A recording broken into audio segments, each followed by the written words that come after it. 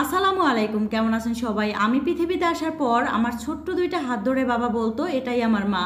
কারণ ছোটবেলায় তার মাকে হারিয়েছে। দাদিকে দেখার ভাগ্য তো আর হয়নি, কিন্তু তার হাতের তেল কই রেসিপি আজকে আপনাদের সাথে শেয়ার করব। কই মাছগুলোর মধ্যে একটু বেশি করে লবণ দিয়ে কিছু সময় রেখে দিয়েছিলাম, আর কয়েকটা কই মাছ আমি কেটে নিয়েছি। এত ছোট কই মাছের মধ্যে আবার পেট ভর্তি ডিমও হয়েছে।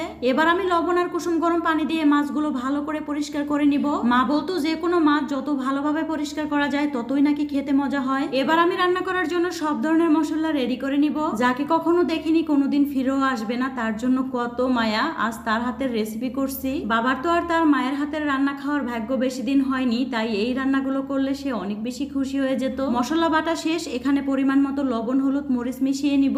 আমরা যতই ভালো রান্না করি না কেন তাদের মতো হয়তো কখনোই হবে না, কারণ মাটির চুলায় রান্নার স্বাদ এমনিতেও একটু বেশি হয়ে থাকে। এই তো এখানে মশলার মধ্যে মাছগুলো দিয়ে ভালো করে মেখে নিতে হবে। আমি তো শিলপাটার মধ্যেই মেখে নিয়েছি। ছোটবেলা তো মায়ের হাতে তেল কই রান্না অনেক খেয়েছি, কিন্তু নিজের হাতে ওইভাবে কখনো করা হয়নি। এবার আমি মশলা মাখা মাছগুলো রান্না বসিয়ে দিব। এই রান্নাটাকে তেল কই বলার একটাই কারণ, এটা নাকি পুরোপুরি তেলের মধ্যেই রান্না করা হয়। আপনারা কে কিভাবে রান্না করেন? আমি তো একটু পানি ব্যবহার করছি। এদিকে দুপুরবেলা আমার জামাই বসে আছে, তার খাবারের আবদার পূরণ করতে করতে তো আমার সারা দিন চলে যায়। তার নাকি হঠাৎ করে চাল ভাজা ভর্তা খেতে মন চায়। সাথে কিন্তু একজন মেহমানও আছে, এজন্য একটু বেশি করে বানাচ্ছি। মেহমানের কথা বললে অনেক আপুরাই তো বলেন আমি নাকি মিথ্যা কথা বলি। মেহমান তো আল্লাহর রহমত, এখানে মিথ্যা বলার কি আছে? এই বিষয়টাই আমি বুঝলাম না। আজকে ভাবছি মেহমানকে আপনাদের সামনেই নিয়ে আসব।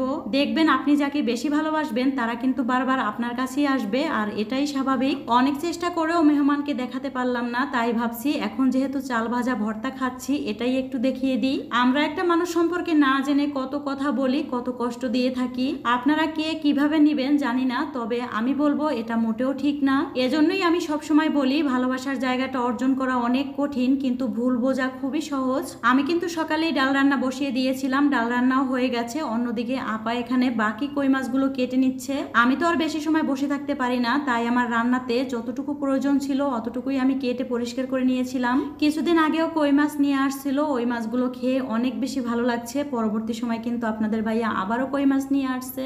সে কিন্তু আগে থেকেই এমন, একটা জিনিস তার কাছে ভালো লাগলে বারবার নিয়ে আসবে। যখন খেতে আর ভালো লাগবে না তখন দেখা যাবে এক বছরেও আর কিনবে না। আপা মাছগুলো কাটতেছিল আর বলতেছিল এগুলো নাকি দেশি কই মাছ। আমাদের বাসায় যেহেতু কই মাছ একটু কমই কেনা হয়, এজন্য আমি বলতেও পারছি না। তবে বাবার মুখে শুনেছি আমাদের বাড়িতে নাকি আগে অনেক কই মাছ হইতো। এই মাছগুলোর দামও অনেক বেশি আর থাকেও খুব ছোট ছোট, খেতে কিন্তু অনেক ভালো লাগে। আচ্ছা, অনেক আপুরাই আমাকে বলেন আমি কেন গরম পানি দিয়ে মাছ পরিষ্কার করি। আমার কাছে মনে হয় কুসুম গরম পানি আর লবণ দিয়ে মাছ পরিষ্কার করতে সময় একটু কম লাগে, আর ছোটবেলা থেকে দেখে আসছি মা চাচিরা এভাবেই মাছ পরিষ্কার করে। যাই হোক, এখানে তেল কই রান্নাটা কিন্তু প্রায় হয়ে গেছে আর উপরে তেলগুলো চলে আসছে। অন্যদিকে ডাল রান্নাও হয়ে গেছে, আর আমি একটু সময় নিয়ে ডাল রান্না করি, এতে ডাল খেতেও মজা হয়। তো যাই হোক, সবাই ভালো থাকবেন। আজকের ভিডিওটি এ পর্যন্ত।